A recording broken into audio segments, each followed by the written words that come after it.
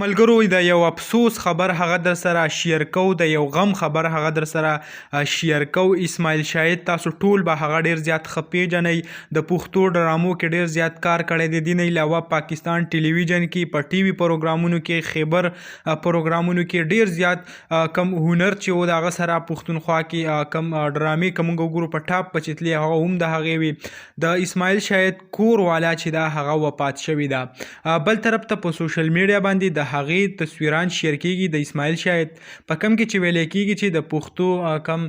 فنکار چې د اسماعیل شاهد چې هغه وفات شوی دی نو موږ هم ډېر زیات په شک کې واچولو چې آیا واقعي اسماعیل شاهد وفات شوی دی نو موږ کم معلومات او کم بیا چې موږ ته معلومات راورسېده نو د هغې مطابق د اسماعیل شاهد کم کور والا چې دا هغه وایي د 3-4 کالونه داسې بیماره وه او داسې ویل کېږي کم سپاینل کارډ چې دی وایي هغه هم د هغې د وجې نه چې دی د هغې کوم وفات چې دی وایي وشو نو بل طرف ته سوشل میډیا د دې نه ډکه ده چې اسماعیل شاهد وفات شو خو دې ته وګورئ غلط خبر چې دی هغه مه شیر کوئ که مونږ وګورو یوازې دا نه مختلف قسمه فنکاران یا سیاسي کم ورکر چې دي هغه هم مختلف چې هم په کور کې څه چل وشي خلک راپاسي وایي دا وفات شو دا وفات شو نو کم پیک خبر چې دی غلط خبر چې دی په سوشل میډیا مه شیر کوئ ځکه سوشل میډیا د دې د وجې بدنامه هم ده